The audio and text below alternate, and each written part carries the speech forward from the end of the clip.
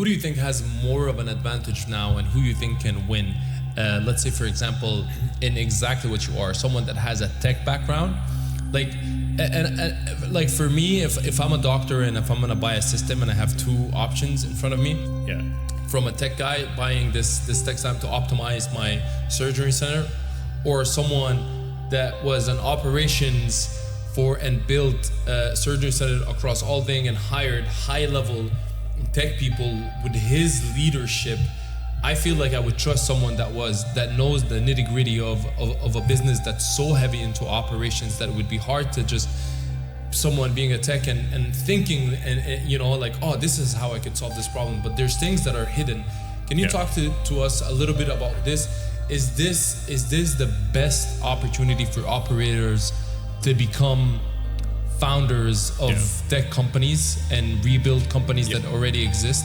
I think it's definitely much easier for what I would call domain experts or operators, as you call them, to build technology companies. It's the easiest time in history for domain experts. So, you know, I know the surgery center business backwards and forwards, and I know healthcare operations backwards and forwards. And my co-founder also spent 9 years at HCA, Mitch Laird. And Mitch is a brilliant operator. And so we co-founded the company. We're both not technical.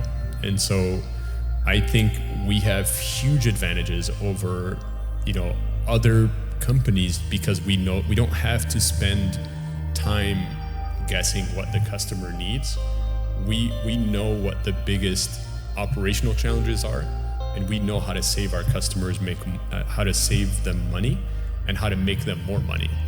And so we know what technology to build, and we've already built it, right? And so, and we have the network to sell it and really get it out there. So it's an exciting time, what I would say, for domain experts to build tech.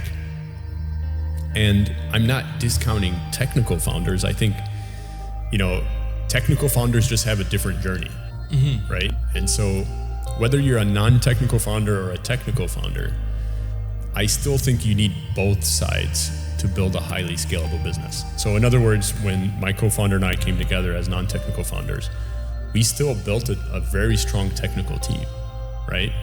Even though it was easier for us to take the ideas out of our head and put it into Riplet and prototype it, that prototype that we built needs to be highly scalable, needs to be secure, needs to be HIPAA compliant. And that's where it's very critical to have technical expertise. So I still think that you need, you know, a non-technical founders still need domain experts, and domain experts need, you know, technical founders. And I think the team now is much smaller than it had to be before. You know, for us to achieve what we've achieved, I think we would have needed a lot more technical team. And so the advantage I think companies have now is you don't need a huge technical team.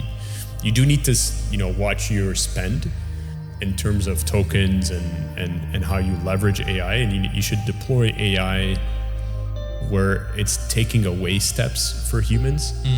And I think even us, you know, and I think a lot of companies are making this mistake. Even us early on, we kind of sprinkled AI on everything, and we went out and we had, you know, failures in deployments, you know, with some of our early deployments, because you really can't, like, you know, AI is still data science, and data science still relies on, you know, capturing clean data and structuring data. And so, you know, again, that's why it was really critical for us to go away from having humans typing in unclean data on legacy systems and inventing new ways to collect data automatically. And so that was a game changer for us. When we collected data automatically, we cleaned it and structured it, and then we applied sort of the latest AI models on top of that. You know, we provided enormous value to our customers, right? And there's a lot of, you read about it every day, there's a lot of failures in deploying AI because the data's not clean. You know, there's lack of, like you said, lack of domain expertise, lack of operational expertise. And so we're very fortunate to, you know, to have really built a business that